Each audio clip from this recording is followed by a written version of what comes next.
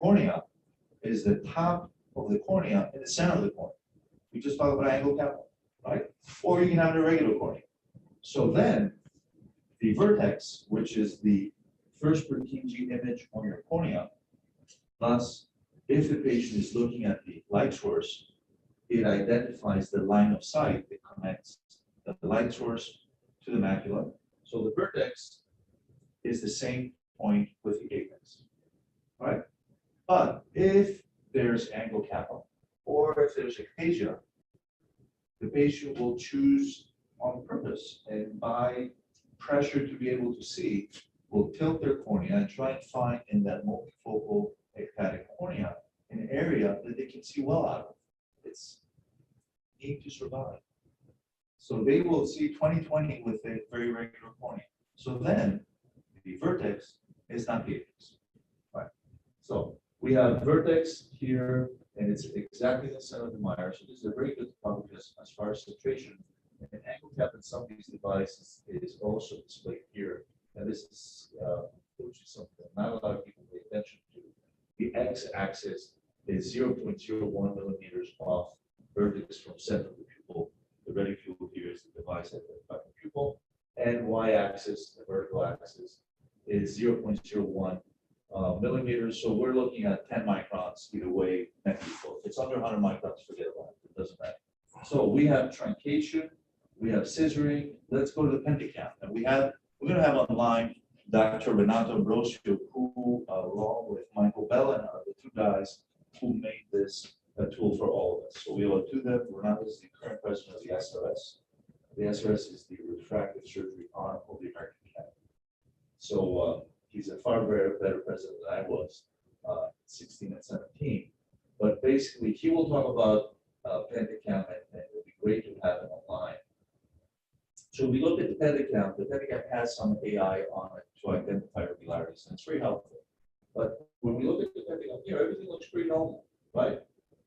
The truncation that we saw here is lost because the pentacam is cooking the data a little bit more than we'd like to. We looked at the anterior elevation, before, that was pretty good, doesn't it? And then we're going to go look at posterior elevation. So we're looking here for the ones that you are not familiar with pentacams. This is looking at a cornea flipped the other way. So we're looking actually at the back side of the cornea. These are extrapolated data. This requires the cornea to be pristine, right? So anything that interferes will interfere with posterior curvature data. So I still, to the day, laugh when people make decisions based on this without looking at the cornea. So you can have a dry eye, you can have psoriasis, you can have that alcohol stack. And you can discover a regular posterior surface when it's not there. But in any case, here is the posterior corneal surface normal. Does it go alongside the elevation of the anterior? So the anterior, this is the elevation data. So we're looking at the cornea kind of like this. This is the backside of the cornea. So we're looking at a concavity that's maybe a little bit more than the bulging of the cornea anteriorly or on the surface. And this is the Purkinje map. That looks pretty good. All right. This is another topography. It's called the Cassini. It works a different way. We won't talk about this today. So who wants to see the anterior segment OCT maps of this patient? Nobody on Friday morning, but let's do it. Let's entertain this for a second. So we're going to look at the anterior segment OCT. So this is the optic view OCT, and it's brilliant because we were not able to look at epithelium because only a few, maybe 10 people in the world had access to a high-frequency ultrasound that was designed actually here in up at Cornell by Dan Reinstein and they designed the high-frequency ultrasound. It's a water bath. It made it to the commercial world, but it never really caught up. It was very difficult for patients, especially ladies with makeup, to go and put your head in the water bath to get images. But to make a long story short, the anterior segment OCT is a little bit more accurate because it works the same way with scientific. It takes OCT slashes of the cornea, just like you look at the macros images, and it's more accurate. We published on this through a large case series than the optical imaging of the cornea. scientific imaging does. So we're getting acumetry maps that are relatively good. But look at the epithelium. The epithelium is clearly irregular. We've published on this as well. We did all these maps first came out in 2008.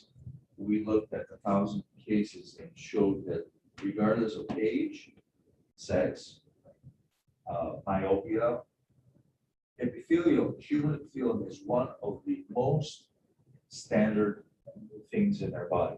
It's kind of like body temperature type stability. So everybody on the planet is 36.8. Everybody, it's amazing. Even if you're in the North Pole or if you're in the Sahara Desert, your temperature is 36.8. Well, consider the cornea epithelium a similar metric for the human body. Everybody's epithelium with this device is about 52 microns. And it's pretty homogeneous throughout the cornea.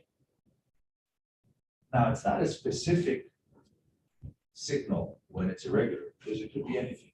It could be the patient rubbed their eye, they went out last night for colored contact lenses, maybe stayed out a little bit later and slept with the contact lenses, or what have you. But irregularity in the cornea epithelium is a very sensitive sign that something's going on.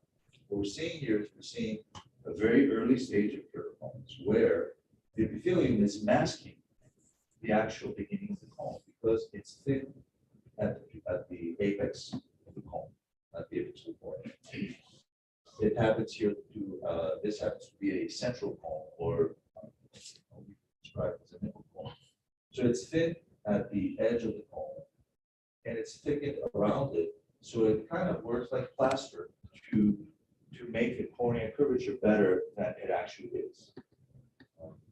So now you probably know everything about cornea imaging. This cornea imaging is trying to capture with many different ways how the cornea is physiologically and how we use these data to identify patients that may not fall in. And let's face it, the major reason to scan these patients is for them to have refractive surgery.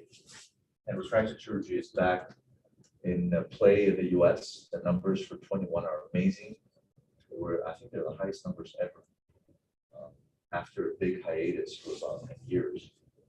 The rest of the world is not following. I'm just going to address some of the stats, the global stats on laser vision correction. But we're at a stage that laser vision correction is super safe, and because we have this ability of screening patients. I will add that if you're planning in your career to do a significant amount of cataract surgery, you need to use this for your cataract patients. I know it's not the standard of care. It's unfortunate that even in the US, 70% of cataract surgeons don't look at the powerful. They just do their IO master, their lens star, use those data, go in surgery. You know, cataract surgery is as state of the art as any surgery can ever become. And we're going to change somebody's life in 5 minutes. It's amazing.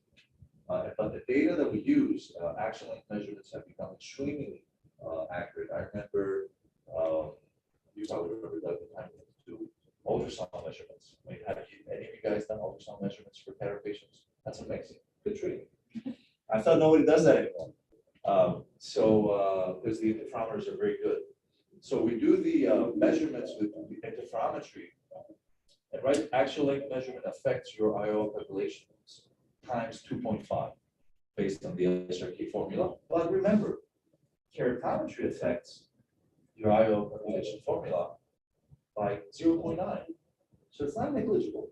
So if your keratometry is off 1 diopter, your lens will be off 1 diopter. So you're promising, and fine, if you're in Bellevue, I hate to say this, but it's true. Patient expectations may not be at the level of what you think, but the patient expectations that I have, and I have to deal on every day in my practice, is, doctor, you failed. My friend saw the sign on the highway 2 milliseconds before I did. My procedure has failed. And the autorefractor reads 0.25 and not 0. I know everybody's laughing about this, but these are some patient expectations, and you may adapt these expectations yourself at some point to have the best result possible. You can have a perfect procedure. If the numbers are off, the patient doesn't care about the procedure. They care about what they see. That's the reality. Everything that you do in your career will be judged by your patients. And this is really tough on us, by how the patients see, regardless of how the procedure was, etc. Please. So for this case, the acting by the epithelium, was that just found incidentally, or is that known to happen early? In this particular case, it was found incidentally, but if we go back to our basics, this patient has a Fleischer ring as well. So if somebody, he went through the radar all these years because he has a very central cone, and central cones, unfortunately, tend to trick everybody because they manifest themselves as axial myopia, and they can be relatively symmetric. So unfortunately, when we catch, so to speak, and forgive the term, the central keratoconic facies, they're way advanced. If the cone is oblique, you pick it up early because of the irregularity. They get pales and lights at night, and their visual function starts to deteriorate. So this was an incidental finding, but you make a very good point. In my practice, epithelial map screening is a necessary step for everybody, not just refractive surgery, even for refraction. Let's assume that you have a patient who comes in and wants glasses. You can't refract a patient like that. And this was not keratoconus related. It was related to blepharitis, eye rubbing, you name it. So very, very strong epithelial screening. We talk about this case that was in center ablation, and there's technology now in the US as well. It's funny that we use that term, that you can normalize this cornea topographically. So you can have the topographer read the irregular topography, and instead of having the patient wear our scleral lenses or our gas removal lenses, or in older years, and this was more advanced, do a transplant. If their visual function is not good, you can just do a topo-guided fix to fix this. So let me see how we're doing with time. I think it's time to, in 3 minutes, if Renato is online from Rio. Okay, he's online from what I see here. We'll have him take over for 15 minutes. Stay on as long as he wants. All right, let's look at another case. So this is another pentacam of and all these are real patients from the office. -2.5, doctor, I've been wearing contact lenses for 6 years. It's a menace for me. I can't wear my glasses. People don't recognize me with glasses. Nobody knows who I am. I need to have laser done today. I'm here, my father and mother are with, they're gonna pick up the tab. Today is my laser day. I've looked at the web, I looked at Dr. Lazzaro's website. I thought that, he's too expensive for me. I wanna go with you. I wanna go Kanellopoulos. All right, so all the data is done, the glasses are the same forever, and we're looking at, and I also want tomorrow to go skiing with my boyfriend. So I have LASIK. So this is basically what it boils down to. You pretty much do laser vision correction and everything. Pretty much. One thing we're shying away now is from very high myopia. If you look at data internationally, not many people do LVC for over $8-9. We go more to take area weight or cataracts, or baptize it as dysfunctional lens syndrome, do cataract surgery before. But anyway, so the key thing here is, are we doing LASIK or are we doing PRK? And we're seeing a little bit more, this may sound boring, but if you take this as a message today, to be able to look at a pentacam, I go directly to the pachymetry map. I don't look at anything else. I go boom at the pachymetry map. Pachymetry maps on the pentacam should have just 2 colors, blue and green. And regardless of the astigmatism, they should be round.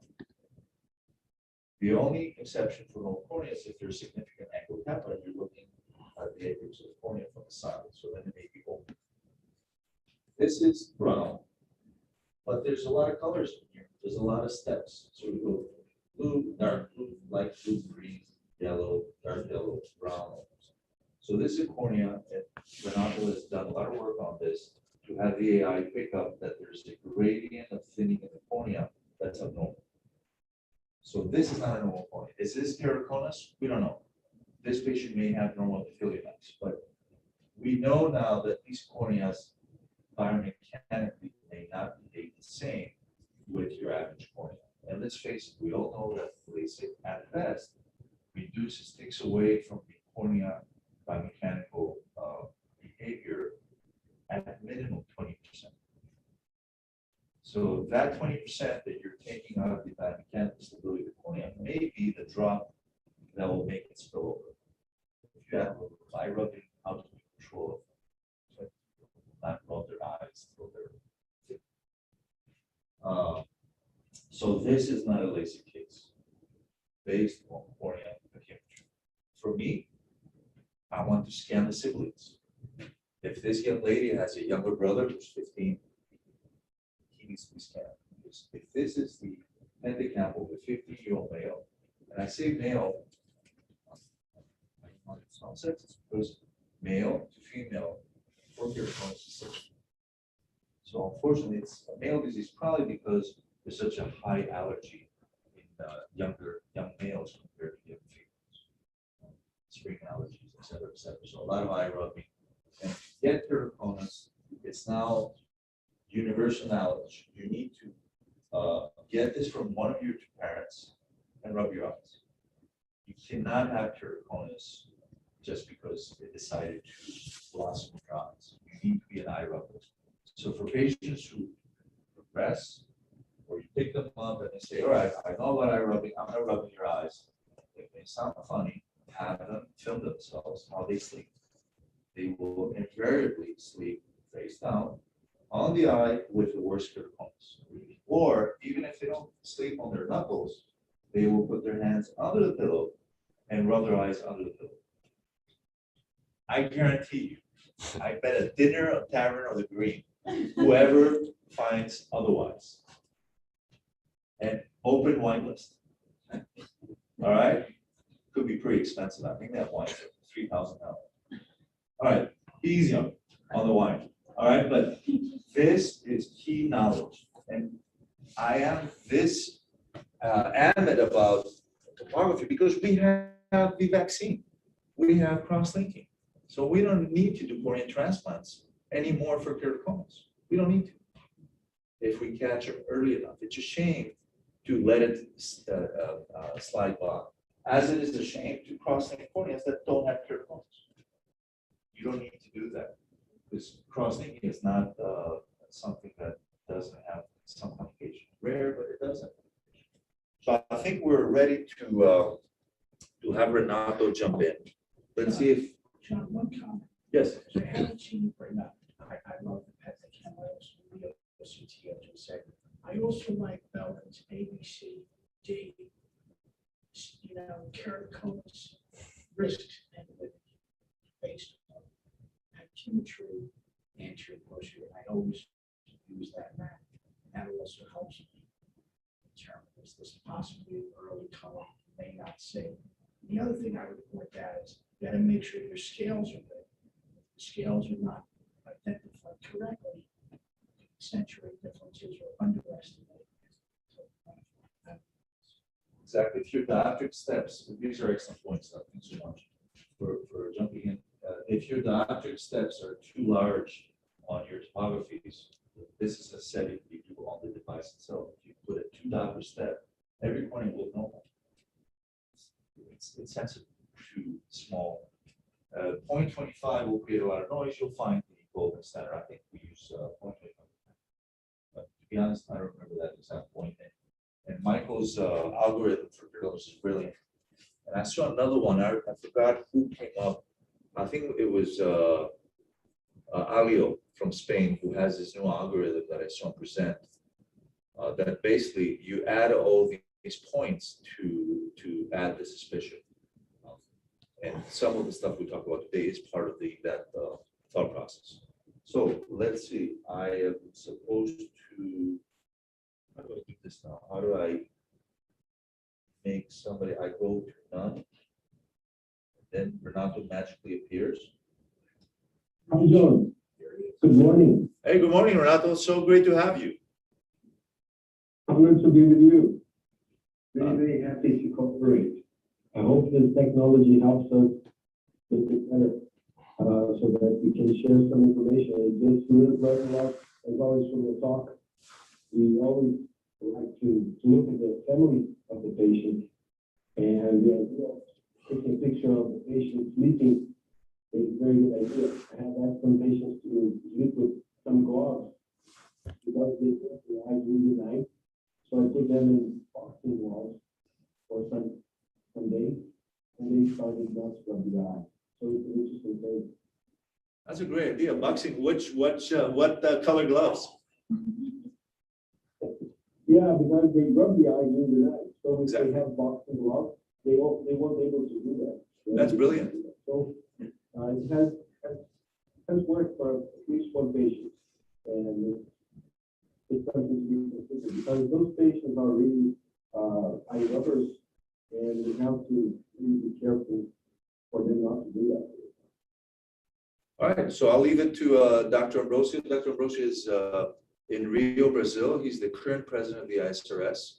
If you guys make it to the academy in Chicago at end of September this year, I think it's free entry for person training, and you can join for free the ISRS, and it's a whole community. So I'll let Renato go on with his talk. Thank you, John. So can you see my slide? Okay. Yes, we can. So I'm very honored to collaborate with you guys, and always happy to collaborate. So my talk is going to be on corneal tomography, and the idea is to talk about the display, the medical display, and what we have in the future. Those are my financial disclosures. Of course, I collaborate with office for over 15 years, and I like John's talk, and I remember very well the ASRS many years ago when I sat next to him in one of the meetings of the sessions, and he was co-chaired the session with me, and I learned tremendously from his vision, and I started doing the APIS protocol, which I think is the main we should consider, and all these modifications that only became for the protocol and just doing the surface, as what they say, it's not each protocol, but it's all modifications of John's concept of combining convolution with therapeutic surface acquisition, and now we have even going to more sophisticated customization with great traces. But what we have in terms of the truth, it comes from John, also from the wisdom on the truth in this day, because scientific statement and objective truth are really modified based on what we have in terms of technology, what we have in terms of scientific tests that we are doing in the current moment. But we have to be careful on what is the truth for helping the patient. But one of the things is really true is that topography, front surface topography, is different than tomography. And tomography with a NAM gives you 3D reconstruction of cornea with front and back surface elevation and thickness profile. The Vatican probably the most common tool for side view tomography. And the idea is always to go beyond but not over. Beyond the idea of doing front surface topography, but not over it. So we have a family of instruments from the Vatican that we go beyond, not over, side view tomography, they excel, and they excel waves, and those are very similar to the ones that we have in the algorithm like in the platform. And we have celebrating 20 years of Vatican in 2022. So it's a very interesting time that we need today. So the diagnosis of Vatican gives the opportunity to look at many things beyond the point of view, for example, we can see the histograms for AFC closure, for instance, and the normal picture. So you can see how the patient is behaving in terms of the measures, in terms of populations. And it can give you a lot of information for the clinical ophthalmology, even beyond the cornea, beyond the refractive surgery. Of course, we have the enhanced display that was designed over 10 years ago for helping the diagnosis of cervical. We have one surface elevation with a subtraction, excluding an area that was centered on the fitness point, and this would give you a difference from the vacuum sphere. If you have contact surface red, you see that there's a protrusion here. So Renato, we're not seeing your slides. Renato, can you hear me? Oh. We're not seeing your slides. We're just seeing yourself. We saw your slides before.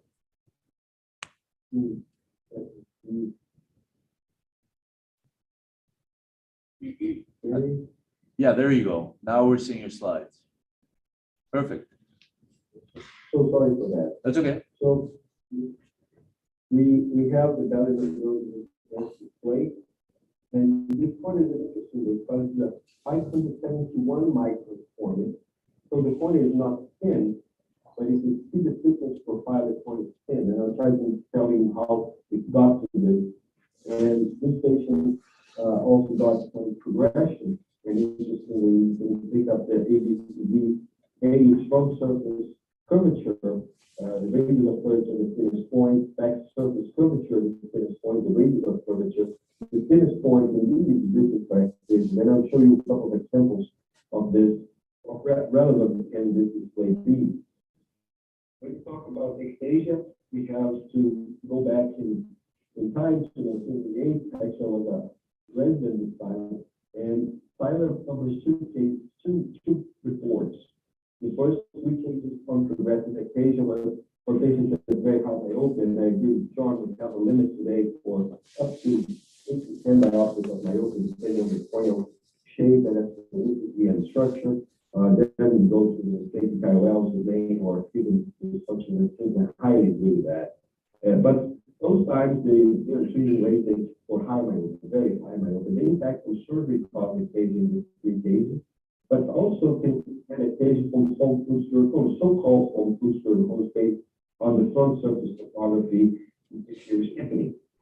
So those two cases look perfectly to the pathophysiology of ectasia. I would even say that it alludes to the pathophysiology of any disease, which is the impact from the environment and the innate properties of the patient. And when we talk about the impact from the environment, and I would say that any cornea may develop ectasia during the cycle of the compensation, of biomechanical decompensation, very nicely demonstrated by Cynthia Roberts and D.J. Lutz for many years. Studies that demonstrate different points, not a piece of plastic, and the impact of surgery is important. If you want to avoid ectasia, just tell people not to rub the eye. And we started a campaign here in Rio de Janeiro, and we have the Biology campaign, an international campaign for keratoconus awareness, telling patients about what is keratoconus, how we can treat it, and I think many people in the world are joining this campaign. Every year we get it stronger, so I invite all of you to share that on social media, telling people not to rub the eye, and telling people about keratoconus, because the misinformation makes the patient suffer even more than the disease. And this is going to be for the general public, but this message can be even very important for any cornea very experienced colleague, because rubbing, scratching the eye is bad for the patient. You know that we have the now sine qua non hypothesis that keratoconus only occurs if you rub the eye. I will even go a little deeper on that, because rubbing aggravates keratoconus, but may even cause ectasia. Those can be exactly the same clinical picture in many patients, but eventually you can distinguish ectasia that is caused by the impact from the environment and the aggravation of keratoconus in genetic patients. This is not going to be seen in terms of prognosis. We have in LASIK surgery, we have the cases for systems, and my humble, let's say, it's not an objection, but my humble criticism is that foam fluid keratoconus should not be a keratoconus pattern. This is a great scale because you include many factors, the residual from bad and age, which is a survey of corneal biomechanics, but topography should not be enough for characterizing foam fluid keratoconus. And this is not abnormal in foam fluid keratoconus, it's not the same, because in my view, foam fluid keratoconus, those are patients with normal topography. Those are patients that need to go beyond topography for that. And interestingly, topography is very sensitive to that mild change of ectasia. We published this paper in 2003. We have patients with pellucid light keratoconus, pure keratoconus, mild keratoconus with 20-25 or better different vision, and normal slant. And topography can help you. And 1% cases that could be detected candidate should be detected like that. And interestingly, we have to go beyond. Beyond, not over, let's say, we have the enhanced topography evaluation. And my training here is to describe the point of tomography, biomechanics, and facility correlation. So this is 2004 when I found my first scan, and this patient was going to have LASIK based on the central point of thickness of 515. The thickness map told me that my thinnest point is 492, and I decided not to do LASIK in this patient. If I look in the state, I would have real problem because I later, looking into the bonus scale, I was able to diagnose mild keratoconus. This case has BRK, and we published that with over 15 years of follow-up.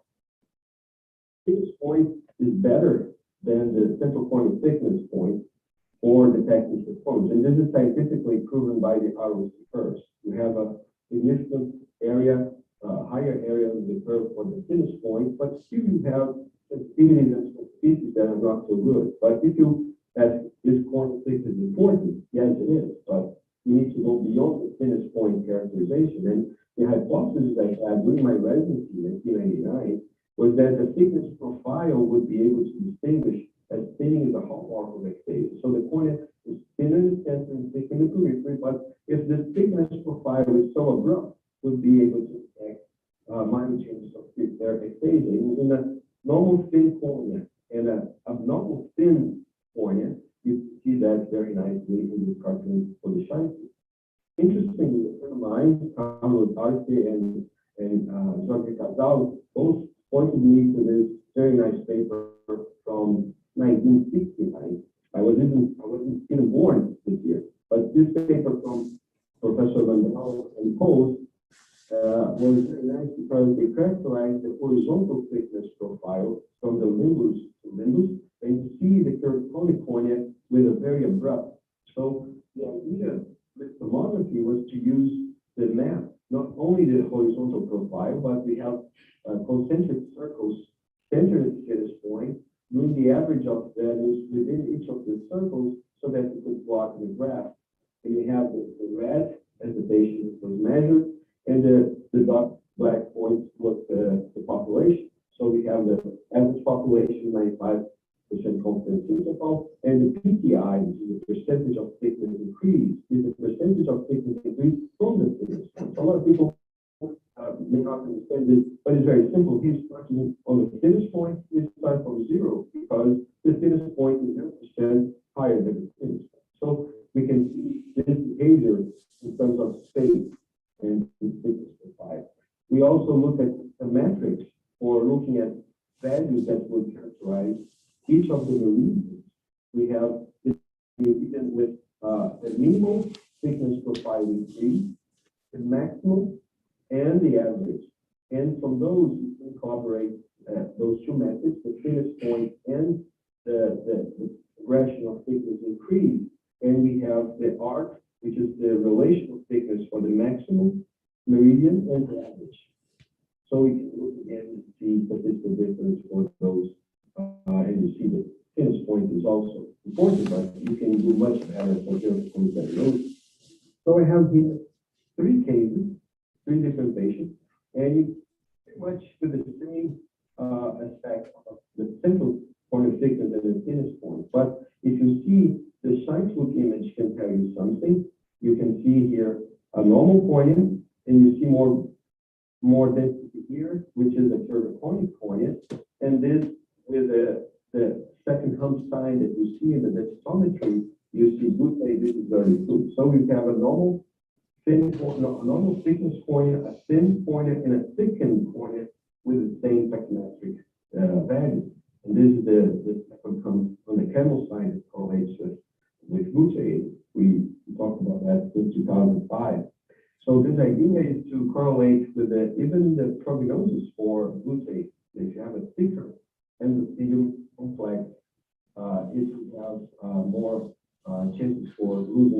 different vision, and even the compensating cornea. And when you talk about keratoconus, we need indices, and we have a few papers on this. We have cutoff values, sensitivities, and specificity. And in this, patients that sometimes are not so complex, and we have one possibility, which is the cases with low case, and they have keratoconus. So low case keratoconus, this is the first report of ectasia after smile, and we had my colleague Elmatar from Egypt. He was very keen to give me to send me the U12 files from the Pentacam.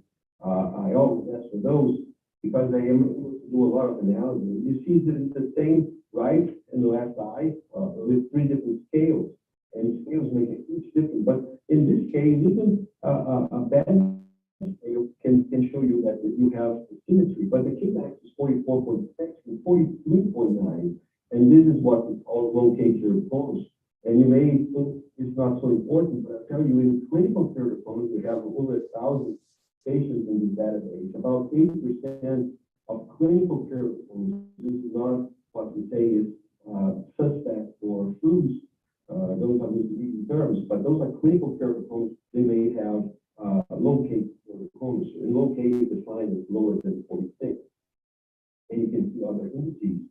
ISB, IHB, both of those indices from topography, from oculus and tomography, from topometric maps, from Scheinfeld, and from the placebo disc well, have IS value, and the bed, which is a combination of linear regression analysis, the second and third generation of those. And we keep evolving. I just want to say that we keep evolving beyond but not over. The idea is to go with biological properties. And biological properties, I think I missed my slide.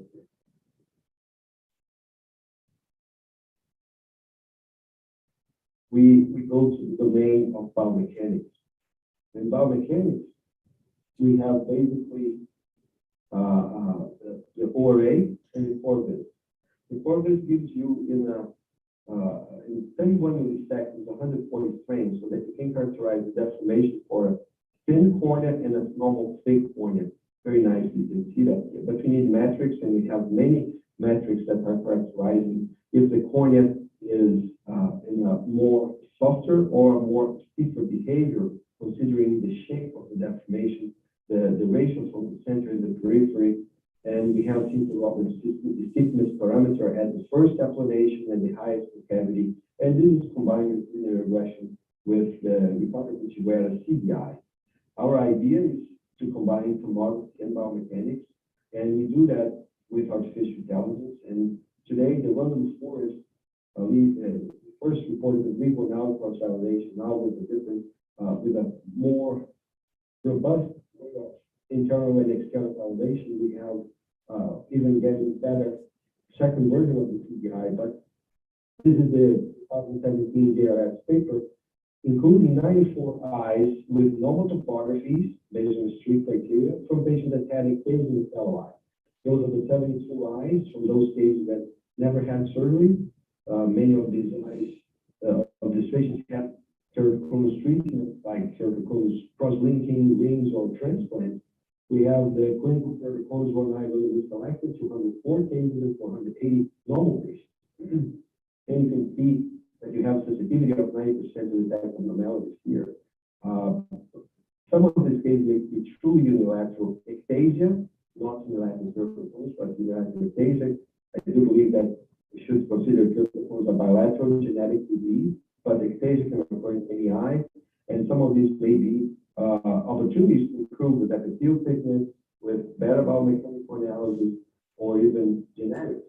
And this, in my opinion, is a symptom of ectasia susceptibility. I would just want to share a very interesting case that came recently. The patient came at 13 years old, 15 in the right eye, and 6 in the left eye. This is the right eye, this is the left eye. If you change the scale, the right eye is very normal. And how the exam can help me in this patient? Let's say the patient has asymmetric keratoconus or asymmetric ectasia. I can tell you this is a mild foam fluid keratoconus based on the CBI. You see 0.53. This is a a mild keratoconus. And I tell this patient the first thing we should have to stabilize your right eye. We should not allow it to progress. And even more important, improve the left eye. But for the left eye, you see the thickness is so low, and this patient needs surgery. And I explained to the father, explained to the mother, they decided not to do surgery. And this was in, say, 22/02/2021, so February 2021. And besides of age, the low biomechanical properties indicate high risk. This is prognosis information. And the patient comes back. This is August, 2 August. So in Portuguese, in Brazil, we say day, month, and year. So we have February and August. And you see Kmax reduced from 60.6 to 69.5. However, you see a little red here. And I will just open this. This is a subtraction map. Bill Trapper is very keen on pointing the subtraction map in many of his talks. And you see the D, which is the current August, most recent exam, minus the D. You see this red here. Even though there's some little blue here, the cornea is definitely getting steeper. And this is really obvious in the ABC reaching statistical significance. So this patient definitely is progressing. And my point is that if you need surgery for keratoconus, you should do it right away. But if you don't need it, I think you should not do it.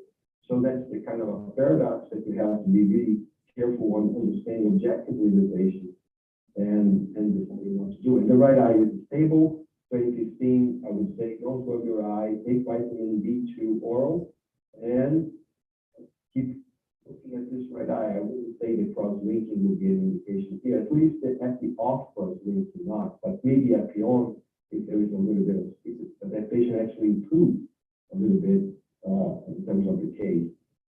So the idea is to understand tomography and biomechanics. I would say that you need to understand the difference between screening for ectasia risk, enhanced screening prior to lesion vision correction, is very much different than managing patients with ectasia. We overlap those in our practices to see patients, candidates for LASIK and patients that have keratoconus. And in between, we have patients that are candidates for LASIK that they've never heard about keratoconus. We just saw a patient like that yesterday. And they are really very important for them to be educated. And multimodal imaging, understanding what you're looking for is very important. It's going beyond but not over. That's the main sentence of the editorial that I wrote with Brad Rutherman in 2013. Objective is important. I have an algorithm which is the applied ancient philosophy and artificial intelligence.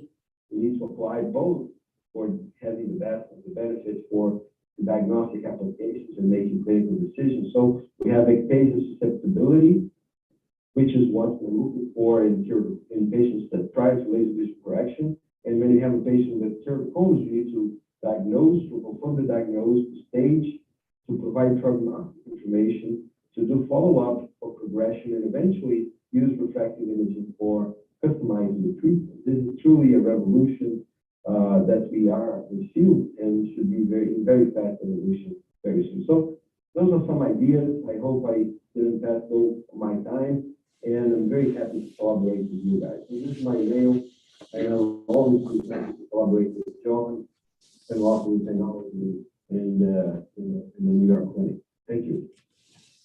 Ronaldo, thanks so much. Great stuff. Ronaldo didn't mention that he is the guy who has spearheaded the Corvus technology. That's that air puff by Oculus that deforms the cornea by taking pictures, video of that deformity. You can get a good idea about the biomechanics. Amazing stuff. What I have planned for you is let's take a break for a couple minutes, stretch. We're already at an hour. I have here, and you can vote on this. We can continue on lectures. I have here all my cases, laser cases, and cataract cases from this year. The 5 cases I've done this year.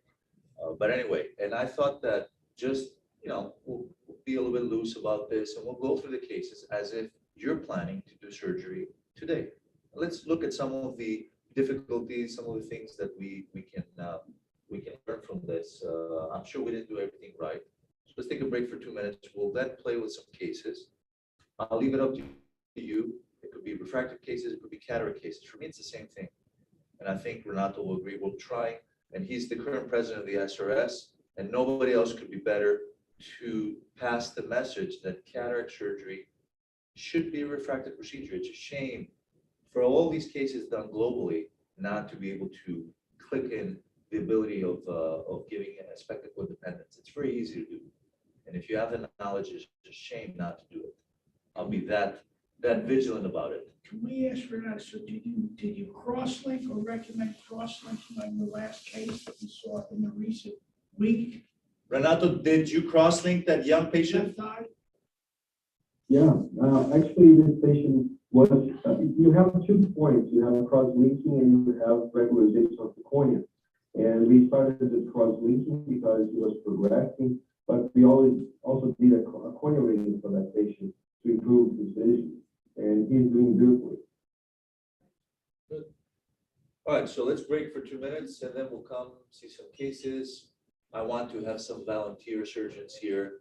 I see a lot of bright future of ophthalmology right in front of me. And You have some seniors. You have some the seniors. pearl of today is today I'm going to pick who's going to do my cataract surgery. I hope in about 15 years. All right. Just make sure I can track down where in the US you are in 15 years. All right. So 2 minutes.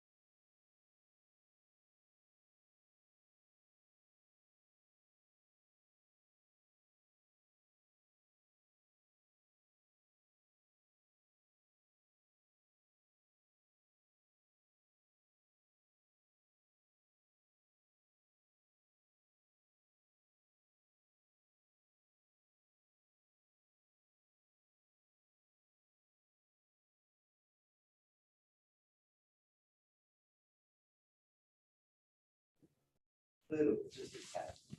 But good point. That's all right. So lens thickness, what is normal lens thickness? What is your guys' lens thickness? Do you know? Oh, go on the other side of the machine and choose. 3.2, 3.1, if you're hydropic, it might be 4 or plus because you're counting. That's also a nice curl for your practice tomorrow because you may have a patient that's 20. Unfortunately, till today, every cataract surgery almost in the country and in the world screens patients in a dark room. We know that our life is not a dark room. You have to drive at night. If you're in Greece, you have to go down white stairs with very bright light. That's heaven for orthopedic surgeons. You have to, there's a lot of issues and a lot of people in their elderly years are labeled as unstable. They can't see. It's as simple as that. So I was trained, you have to have vision 20/40 to do cataract. Forget about that. Cataract is a problem for everyday life, and we should not consider that a person who's 70, 75, 80 doesn't need to see well. Right, so we're looking at the lens thickness. What else?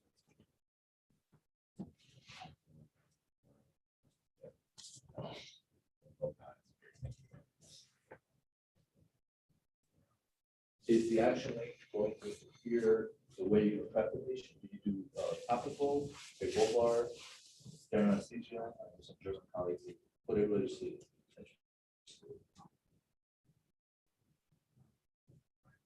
Personal experience? No. All right. What's the two toughest things on your case today? What's the two toughest things to deal with? Let's say everything else is worked out. Anesthesia is worked out. Maybe 3 if we put the pupil. Pupil dilates very well. What's the two toughest things you have to deal with in your procedure? Sorry? Like patient moving. All right. Let's assume it's general anesthesia. What's the two toughest things you have to deal with? The density of the cataract, right? There's a big spectrum here. For me, very soft is as difficult as very hard. It's very hard to manipulate a jelly lens. And if it's not at the level that you can aspirate it, you have to go under and crack whatever. For me, it's still very challenging. So the density of the lens, and one more. Remember, you know this beforehand. It's called the Baker's depth. It's not the same doing cataract procedure with 1.9 millimeters versus 3.9. So actually, in my practice, is also a flag. And that it's old school, I'm older, all right? But it will make your life very easy. It'll give you 1 millimeter. I mean, it's nothing, but in the procedure, it's day and night. Trust me on this.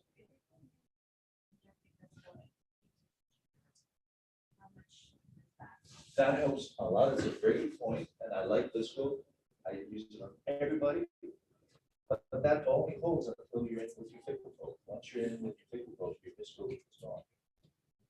So for your cataracts, it's fantastic. For your cornea protection, fantastic. It's dramatic, in my practice at least, difference if I use any other viscoelastic. I don't have any financial interest. With visco, I do consult for Omna, but not visco per se. The visco is my go-to. I did a case on Tuesday that I used 4 years.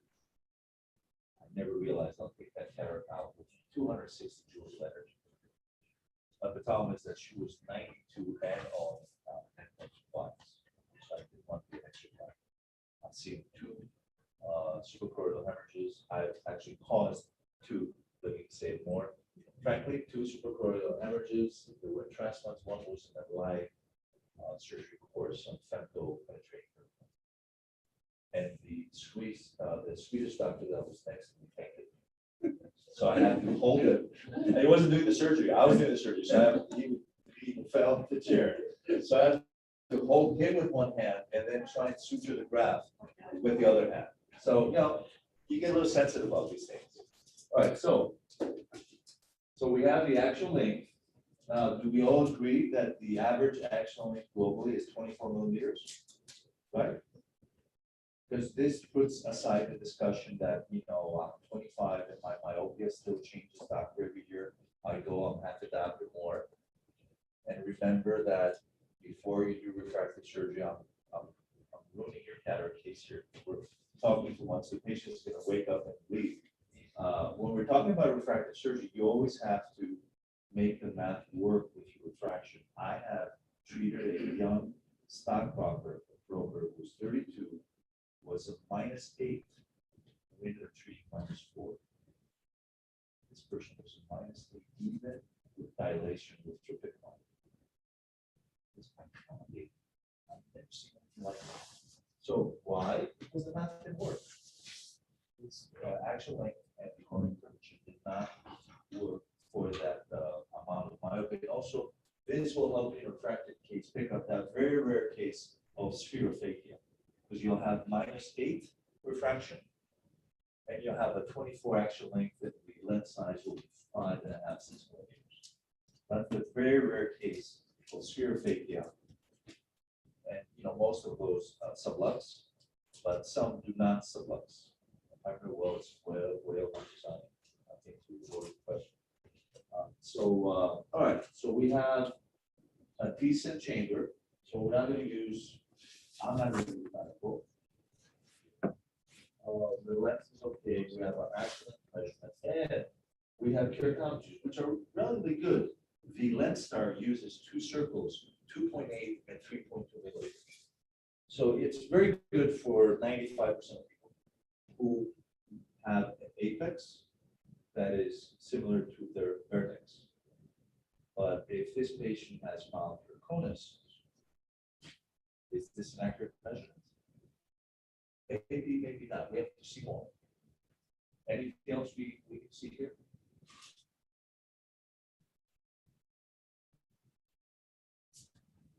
I think everything else is pretty straightforward. The cornea thickness is good. It goes along with being mildly hyperopic. In my experience, under 24 millimeters thick corneas, over 24. You can also pick your corneas here with keratometers. You know, 47, 48, a light has to come on and think of keratoconus. Or some cornea irregularity. It could be a cornea scar. It could be a patient. What else do we want to look at? Let's look at the pentacams. All right. So let's look at the pentacams. And how do these look?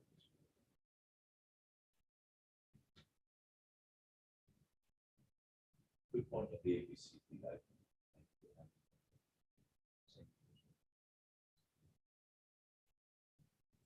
I like these pentacams. Yeah. I mean, and as I said before, I look directly here. Remember what we talked about? 2 colors, brown changes in chemistry. This is normal. This is what most people have. This tends to be a thicker cornea. So the darker color alludes to a thicker cornea. This is an ideal laser vision candidate. Although what I'm reading here also is you see all these little, this noise tells you that this patient has dry eye. You have to very to babysit this lady through difficulty she'll have upon that cataract surgery, because she will complain about dry eye. This is the disadvantage of my practice females where versus males. Males complain for the different tear film composition. She should have been on restasis or yes, syndrome as well. Would you like one of the syndrome against restasis or? Yes, Dr. Bowers here from Kentucky as well. She's our cameo guest here. Do you use I it all? use Do you both, use- and do you I both? usually end up just, in our EHR, it tells us which one their insurance prefers. Okay. And we start with that, and then if they don't like it or it doesn't work, we just switch to the other, get it tomorrow. I use both, but I would say I use a lot more preservative for therapy. Okay. All right, so good pentacams and the problem here though with the surface is that as we talked about, this may trick your keratometry a little bit. So if you put tears into keratometry, maybe different. I mean, obviously, you can't do this on every patient, but I just want to sensitize you to all the things that we're seeing with keratometry and through topography. There's far more detail here. This is either mapped fingerprint dystrophy, if it's taken early in the morning. You won't see it if you're screening your patients in the evening, because it dries out. Cornea decongests a little bit, or it's blepharitis, dry out.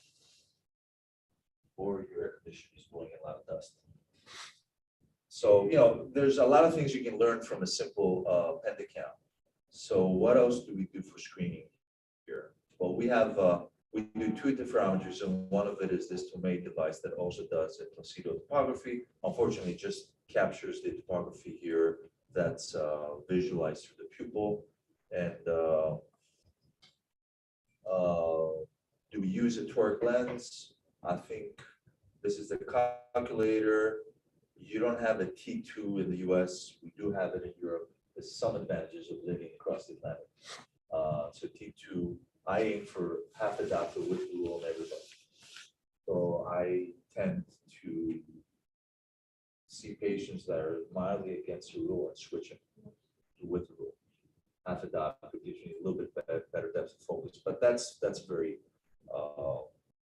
particular for cataract surgery. Cell counts, very important to have this information if you have the luxury prior to the surgery.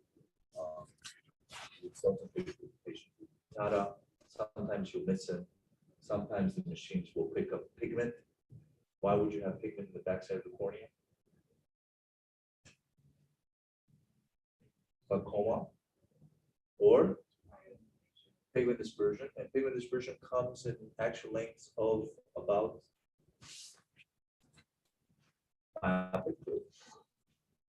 mild to moderate myopia. So you're looking at 25, 26. So you have to be smarter than the machine because it may pick up pigment as gutata. And obviously, this is as good as they get. This is a very good point. Almost 3,000 cell count. So that's it. And I like to also see a macular OCT, and now you know why. This is a huge druze there. Some people call it an RP detachment. I'm not going to go into that now. I'll make a fool of myself. But we like to do this beforehand, mainly because if there's a retinal membrane, they tend to get cystic edema more commonly. Because it appears, at least in the population I treat, that an ERM will enhance the possibility of them getting CME once they're done with their steroids. And you can know that beforehand. So that's cataract surgery number one. Let's do one more case, and then cataract or laser vision? Cataract. All right. Let's do cataract. So we'll pick another case. What I jumped out of the file. All right. Let's pick. I don't even remember. I think this was the tough case. This was the tough case. We all agree this is a cataract that needs to come out. It's like a 11-month-old embryo or fetus. So you have everything here we talked about before to make, pick up your attention and make your life. Plus, she's on Eliquis. She's on antibiotics since she's 92. And her daughter has called the office about 35 times about everything. I think she even asked what sign am I. I don't even know. All right, but this is reality. These people are going to go into the pocket and pay us 3,000 euro. In New York City money, this is like $10,000. So you have the expectations are sky high. So I ended up doing this on phaco with phaco, but my advice is against that. Have your retina guy in this case. It's better for your coronaries.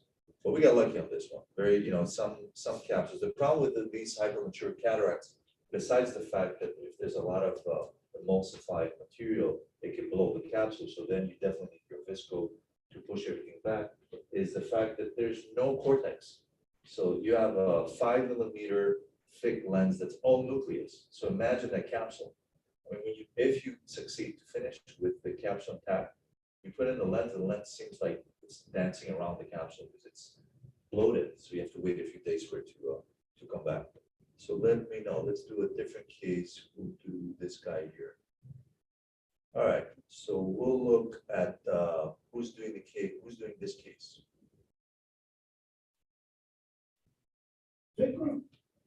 All right. Rise. So this is our lead star. I don't know why it does not have AQ step and anterior chamber depth. I don't know why those didn't have that, but everything else is. So just looking at the lead star, let's go step by step. What do you think about the action length? How much mile? Well, you have to look at parametry.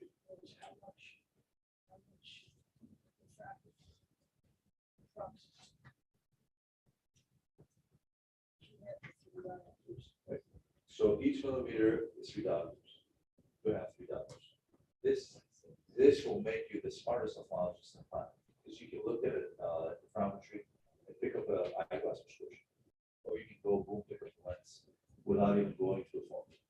So this is about a -6 mile, but remember, you also have to account for keratometry, which is flat. So -6, average keratometry could get to be it's 44, 45, and for your practice. So the average keratometry here is 42. So you have to take 2 out of the 6, so the patient's -4. So how would make sense of this? I don't know why the thickness data are not there. Maybe it's survey on this on. Yeah, survey. That's why the data. So this guy we're doing.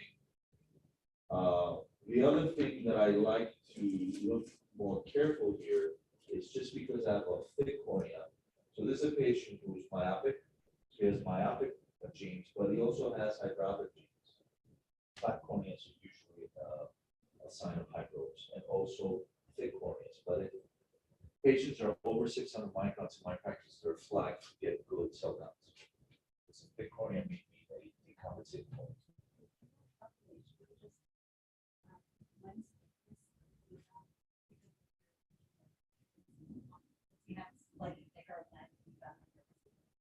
Very good point. Once you have a cataract, the change in the refractive index within the lens and the lens thickness will change the optics.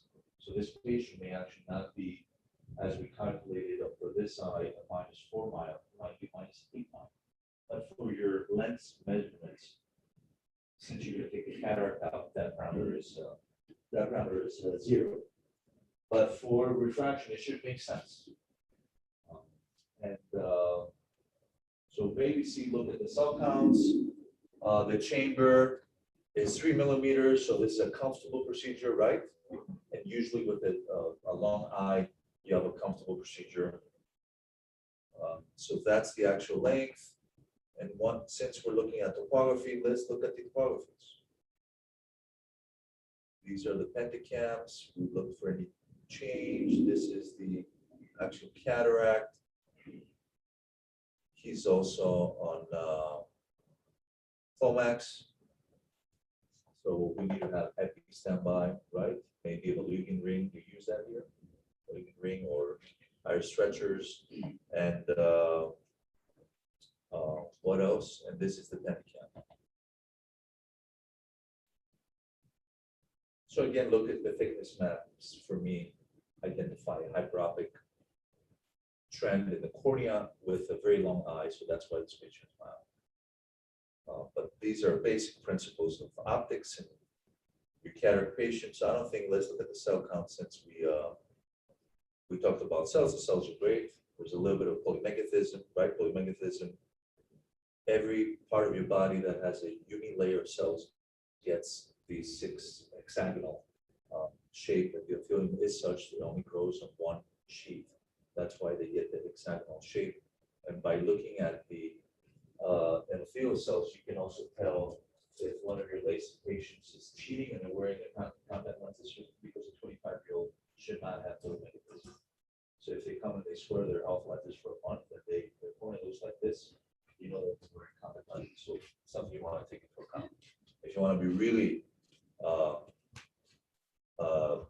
investigative about this, I use the HD analyzer a lot to show the patients what the quality of the image is on the retina. It's amazing. The brain will take this image and transform it into a real image for the patient. So it's amazing what processing happens in the brain. This is a simulation of what the image for the patient is when it reaches the retina through the optics of the cornea.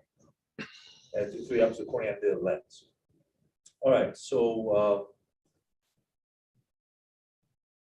that's it. That's our case. I'm going to do a few refractive surgery cases, but I'm going to let Andres give us his talk. As I mentioned before, Andres is an accident. No, he's an excellent physician. He's one of the upcoming refractive surgeons globally. He's from Argentina. We've done several courses together.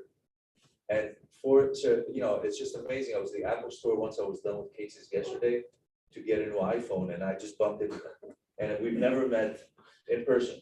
So now he's here today, and he's going to talk about beyond 2020 vision. So we'll listen to some. We'll change gears here, and we'll listen a little bit on what's cutting edge refractive surgery, and then we'll screen a few refractive surgery patients. And that's it. All right. Thank you so much, John. It's an honor for me to be here with all of you guys. Thank you for the opportunity. I'm from Argentina. I did my fellowship in Mexico and then at UCSD, Dr. Nathan Shari. Now I'm back in Argentina, and suddenly yesterday I met Dr. Dres Kanellopoulos. I am here. The idea of this talk is to talk about the new frontiers in refractive surgery.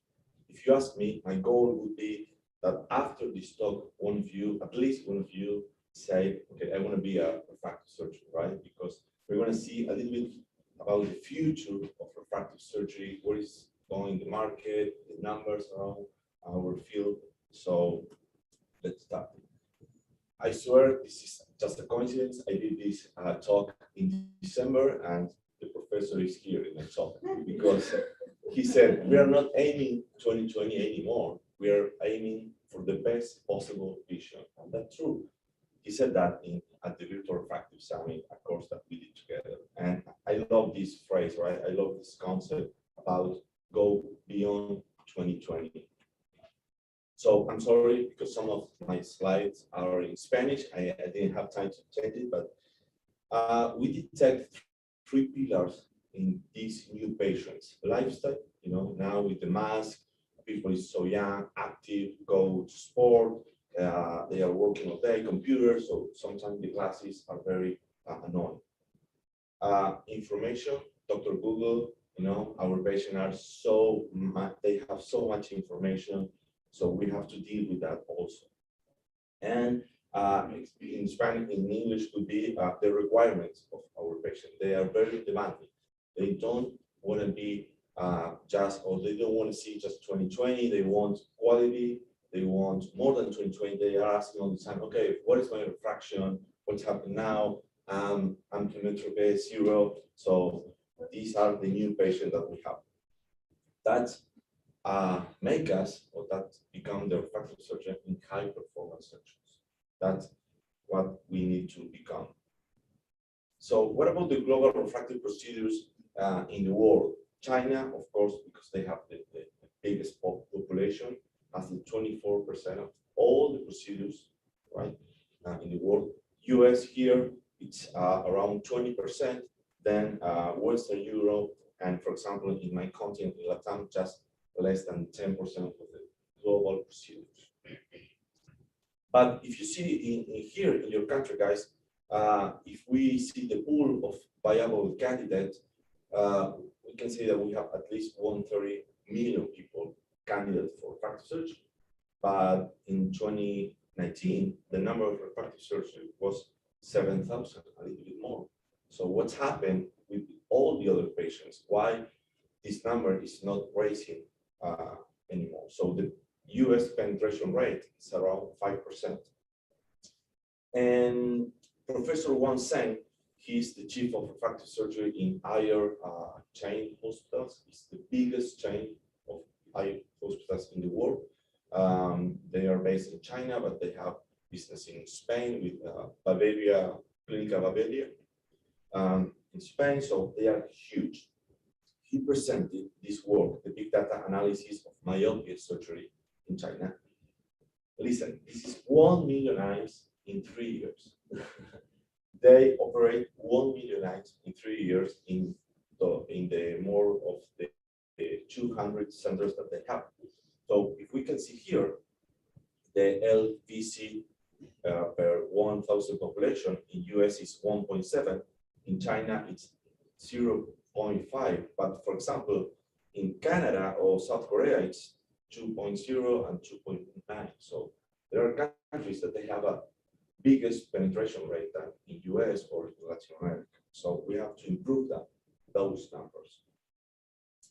Well, this is just an information. Dr. Wang said that the LASIK was the most commonly performed refractive procedure, at least 51%, followed by SMILE. SMILE, this technique is having a good penetration in our patients. Then ICL, the third most common procedure. Most of the patients were students. That is important because we have to know our patients. We have to know what they want. And it's important to know that most of them are going to be students because we have to think their lifestyle. And then the second category was business and service industry. Sorry. So again, this is 1 million eyes. It's crazy in 3 years. So where is the refractive surgery market going? Well, we hope to improve our numbers and go from 8.2 billion to almost $10 billion, having an increasing of almost 4% every year. And we expect to have almost 5 million procedures globally in 2024.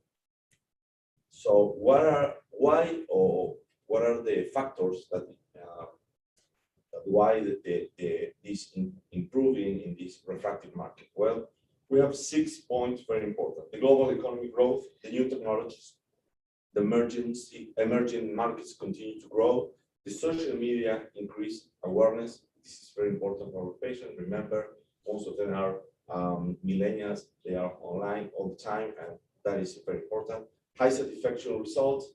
We are getting more than 2020. Our patients are very happy, and this is very good for all of us. And of course, the myopia prevalence increases. So let's talk about this customized surgery. I think that today it's not just push the pedal. We have to be very careful with our patients. Every patient has a treatment, right? I mean, this is the main concept for me with this talk and for you guys.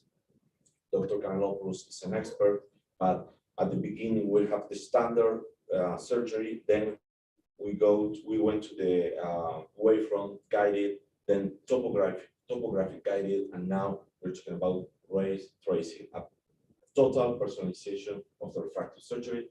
John is one of the experts in the world about ray tracing. They are doing first works with this technology. So when we talk about total personalization, we talk about wavefront, take account wavefront, topography, anterior and posterior, and biometry. All of these data, all this information is going to be used for the treatment of the patient. It's incredible. Well, I don't want to bore it with you with this information, but it's a little bit more about Innova's and ray tracing, the new technology of Alcon platform. Some results are super good. And well, this is another important thing. In Argentina, I use, as Dr. Kanellopoulos, Alcon platform. So we have so many options. We have the standard treatment, we have optimized, we have contour, we have streamline, and we have the custom view. So what I mean with this, every patient is different, and we have today the possibility, and you will have the possibility in the future with so many options for your patient, and this is so incredible for us because again, it's not the same like 20 years ago that just okay, a LASIK, the same LASIK or the same treatment for all of us. No, now we have to personalize the refractive surgery. Contura, why is different for me? Because we work on the corneal vertex, right? Because we can correct the high order aberrations. We have extra-peripheral pulse, and of course, the compensation of torsion circle, so important for our patients. These are some images about Contura. If you can see, when you plan a Contura treatment, you can see the ablation. If you put zero myopia, zero astigmatism, those images here is the ablation of the Contura, right? And you can see some like myopia ablation, and here and hyperopia ablation. We are trying to do what? I mean, center, so we try to regularize the corner, right? With these two Contura is a types. topographic guided platform. So, Exactly. so you're treating the lower aberrations, which is myopia and astigmatism usually, and the higher order aberrations are treated only based on the corneal irregularity. So the Contura is a trade name, it's a topographic guided ablation. And if you zero the refractive area that you want to correct, the lower aberrations, you can see that this is a very elegant map. You can see it. Thank you, Dres, for bringing it up. You can see what the device is doing to normalize that cornea to the cornea vertex. So the key thing here is that you may think your cornea is very normal, but if there's angle kappa, remember that patient is seeing through a prism. So you have the chance when you treat their myopia, low order aberrations and astigmatism, to also fix the cornea. And this will be a pearl for them for the rest of their life. Even when they go through cataract surgery later, everything is going to be lined up. Well, taken that there's no centroid shift in their visual axis, which usually there isn't. So it makes a very good point that laser vision correction today, it's not just I'm getting rid of my myopia, I'm getting rid of my glasses. You have the opportunity, and there's technology there that you can improve the optics. And it is true that most patients see better than what they saw before with contact lenses or glasses. This is amazing. So you're not just getting rid of glasses and contact lenses. I know this is the commercial motto. There's a lot of commercial interest in it. I take a more skeptical and scientific approach to this, and it's an important thing. You can't promise it to the patient. You can't tell them you're going to see better than what you saw with glasses or contacts. And if they have that as an expectation, for me, that's the patient that I don't want to treat. I'll send him to the guy next door because you don't want to deal with that. That's another issue with refractive surgery. It's a commercial product as far as the patient is concerned. They're buying something. Sorry if this is a crude reality. For them, you are not the physician. You are the product. They paid this much and they want this. It's not, this is the difference between cataract surgery and refractive surgery. So remember this, and there is technology like the one that Dres is presenting today that can actually help you get better vision than before. Absolutely agree. And another key for this kind of patient is the communication, right? You have to talk with your patient before the procedure. You have to be honest. You have to talk about the possible complications that we can have with surgery. Because as John said, this patient want the best. They think that they can pay. They will pay, and nothing is going to be wrong. And this is surgery. This is medicine. We can have some trouble. So presbyopia. A few words about this because this is the future. You know, the market around presbyopia is huge. A lot of patients, they don't want to use glasses anymore, so we have to give them a solution. And there are some new possibilities. Dr. Dres from France, he has developing the real. This is just a presbyopia for hyperopia presbyopia, and we just gonna modify the spherical aberration, negative spherical aberration. This is a custom cube. the treatment was very good. More than 90% of the patient get 20/20 or better, and 83% J1 for the visions. This is a very interesting project. Dr. David Mueller and Michael Roshen. David Mueller was the founder of the Avedro, the cross-linking company. Now he's founded this, the allograph corneal inlays. This is an option for, remember Raindrop, that inlay for presbyopia that was out of the market a few years ago. This is similar, but it's allogenic. So they use a cornea, they cut the cornea, and then use like a 3 millimeters diameter with 20 microns of thickness. They do like a LASIK flap, and they put this in the stromal bed. And they get a power of 2.5 diopters. So this is a video, very quick. You can see the flap, and then with this special spatula, the lenticle on the stromal bed. It's very quick. Dr. Eileen Kilic in Turkey, she's doing the clinical trials, and it's maybe a And this is fascinating technology because the inlays have risen and crashed and burned. There was an inlay that was FDA approved. We're not going to use names, and I have a case presentation that's coming out in cornea, one either this month or next month, that actually melted through the cornea, and they created a big hole in the center of the cornea. Cornea went 32 diopters there in steepness, and I followed it I did nothing actually, just treated I think we're just going to see a few more. This is brilliant stuff. A few more refractive surgery cases, and the scar slowly went away. The cornea healed. So it's a nice testament of how nature can actually compensate for terrible complications. Later on, the device was drawn for the market because there was a lot of haze associated with its inlays. But I think Andres makes a beautiful point that the cornea does not accept plastic. So some of the problems with Intacs that are the current FDA tool and are used, we heard from another use for keratoconus, is that they may cause melting. Keratolysis is the more correct term for the cornea, and extrusion. Outside the US, there's more options in rings, which are Ferrari rings, the Kera rings, right? Yeah. They're very popular. It's Before we finish, the Susan Jacob treatment is presbyopic allogenic refractive lenticle. In this case, you can use the SMILE lenticle and use it for a presbyopic patient. Everything is useful here. That's fantastic. Yeah, that's another technique that we can have in our. So conclusions. The take-home message, 3 points.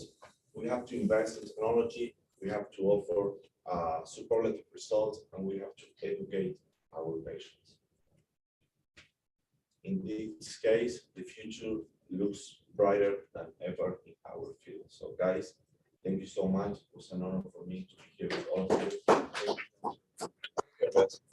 This is great stuff. Very Thank you so much. a little flavor potpourri of what's about their refractive surgery, and fantastic. So thank you.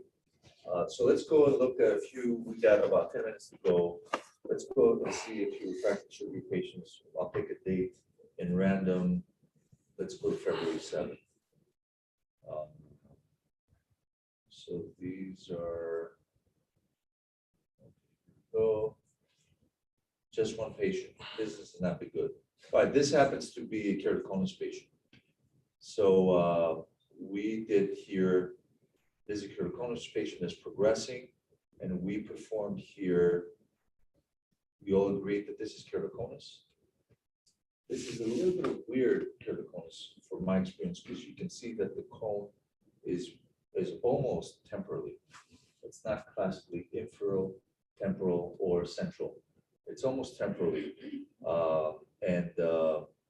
What we did here, and I did a case yesterday in the office in New York, is this is a topo guided fix, and I think Andres alluded to this. We zero the refraction, and you can see that the topographer is trying to reshape the cornea.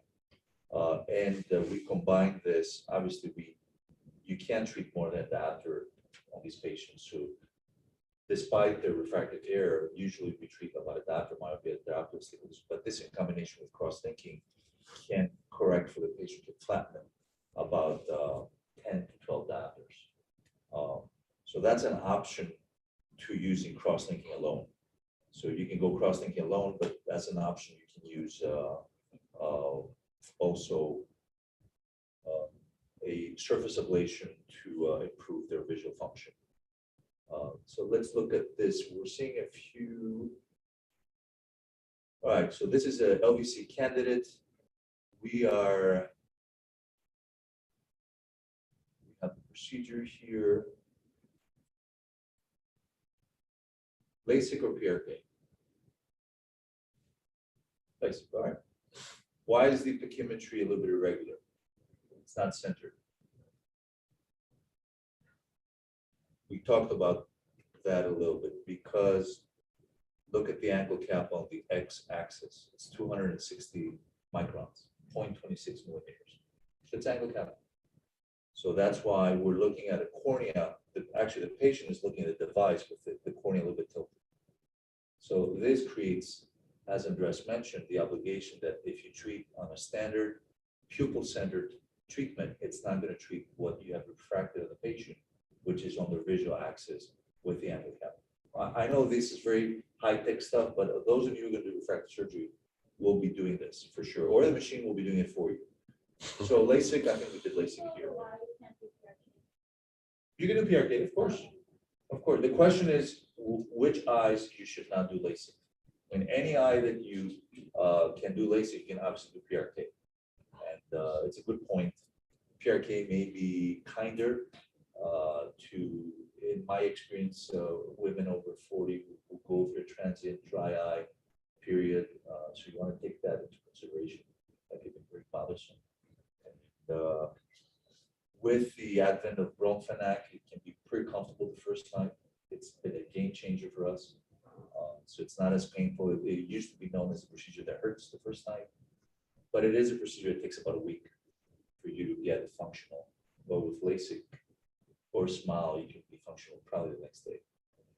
That's still the drive behind why most people, as we saw from those global stats, want to have LASIK or SMILE. So again, the topography here relatively good. We have a few minutes. You want to see the procedure? All right, so let's see the procedure. And I do this for all my patients.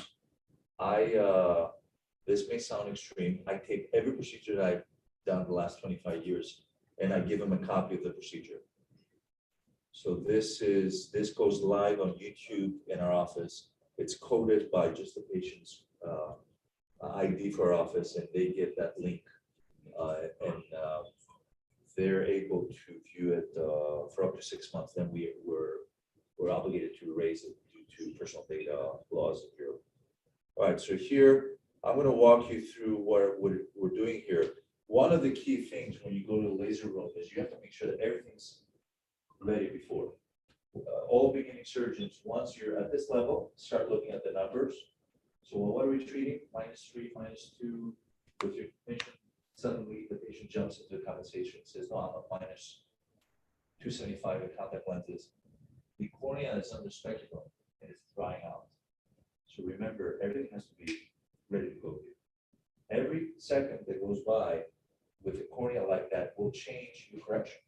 So you may treat -2 with a laser, it may end up being a -3 because you're sitting fumbling around with the numbers or trying to figure out which eye. And me, even if I'm out of surgery for 2 weeks, I have to sit in a chair and reorient myself. It's very crucial for a surgeon. So this has to be ready to go. You want to have, depending on your technique, a surface that's moist. You don't want to overdo it with topical anesthetic. 1 or 2 drops is enough. If you use 20 drops, the epithelium will get very soggy. And if you're not doing PRK, you may wipe it out during the procedure, and then your LASIK will turn out to be a LASIK PRK procedure and it's healing. You don't want that. So this is the applanation cone with a femto. And this is the most crucial part in LASIK, either if you're using a keratin or a femto. The actual engagement that the surgeon does on the surface, you want to be a little bit superior because your hinge will be superior. And that way, if you're going to superior, your flap will be centered to the pupil. You want to have good applanation. This is one of the most popular femtos. This is the most popular femto in the US. It's the FS200 by Omcom. Globally, there's other femtos as well. Look how fast this is in creating a flap. It takes about 6 seconds. And we remember the times where it took a minute and a half to create a flap with femto. So this is the flap. And now, for me, the pros in a LASIK procedure for a good LASIK surgeon start now. I always use an aspirated speculum because I want to rinse. And you'll see that actually we're going to go to the femto in the other eye. So let's skip that and go. So we do femto, laser. So we're now in the eczema laser. So I want to make sure that I rinse well all the meibomian gland secretions because you don't want those to be within your flap. And so make sure that the surface is wet enough because while you femtoing one eye, the other eye is drying out.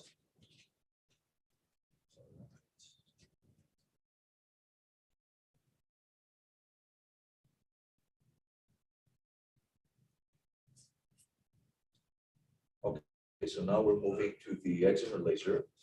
And the key thing here, I use an aspirating speculum because as I mentioned, I want to rinse the surface. Meanwhile, while we're doing the femto in the other eye, most of the bubbles have cleared from the interface. So even at this level, the laser can track the eye. It's a nice option to have a laser that tracks the eye. This IDs the specific eye of the specific patient. So you don't have the possibility, as I mentioned, when we started today, to treat the wrong numbers of the wrong patient or the wrong eye. So here I used a disposable cannula as my single tool for the whole procedure. I go hinge first, pull out, because if you start from up here, you may get resistance and not be able to clear your flap. Now, this is very crucial. You have to be very fast here. Every second with the flap off dehydrates the cornea. This device has also an online optical tachymeter that will give you those numbers. So if you take a break here to answer a call or to look at your numbers again, or to whatever, you'll see your cornea thickness optically lower and lower and lower and lower. So you want to be ready. We're tracking. Sometimes some of these custom treatments take a while to load on the computer. And this is the laser treatment. I'm a very dry my technique, but this is very subjective. Surgeon is different. Some surgeons have a wet technique. And this accounts into your nomogram. And then I'll bring the flap back in. And rinse very well, put on the aspiration. Want to make sure there's nothing in here. You all have learned that we'll learn about DLK. Fortunately, it's a very rare thing. We know most things that we can do to avoid it. It's very crucial how you lay the flap back down. Most surgeons use valid markings for the flap with femto now at the level that I don't use them.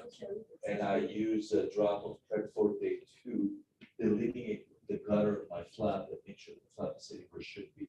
Not on this side, not on that side.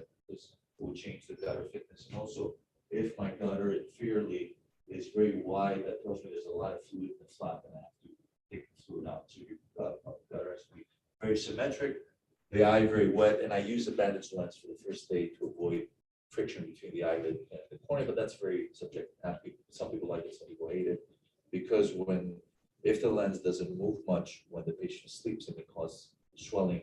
So when you see them the next morning, take the lens off, it may be blurry for about 10 minutes to a half hour. That can happen.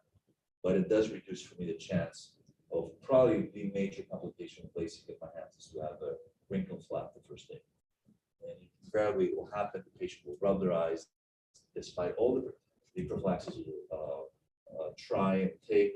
And my solution, we'll talk about it some other time, is to just heat up the flap and suture it. I'm not into massaging, into playing around. You have a one-shot deal for that patient to remain in your practice. And I've come down to make that my option, so I do it once a year, once every 2 years.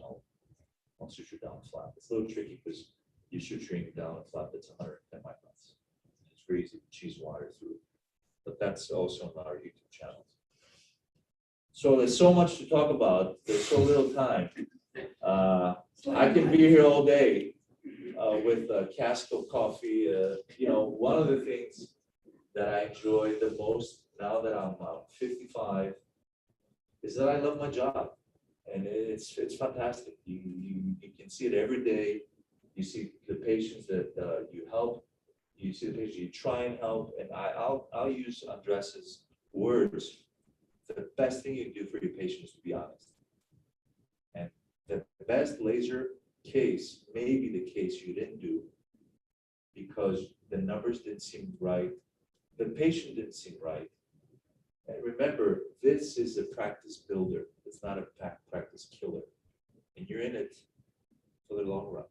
Everybody's come in to make a quick bite in any medical practice is out. It's out of practice now. So your best friend is your knowledge. You're one of the best places in the world. You have some of the best people out here. And, you know, it's a tough time because you get paid nothing and, to do all this work, but it will, at the end of the day, it will pay off. But more importantly, you have to enjoy this. And, you know, I thank you for giving me the opportunity. And anytime you guys want to visit Greece, we'll put you up. You can spend a week vacation and a couple of days in the office. And then go to Mykonos. Go to Mykonos. Our diagnostics in our office, I didn't show you a picture, are in a 2,000 square foot room. Our cornea diagnostics, we have about 35 devices. I know that's an extreme. New York office, we have 5, but it's kind of my personal interest and it's fun.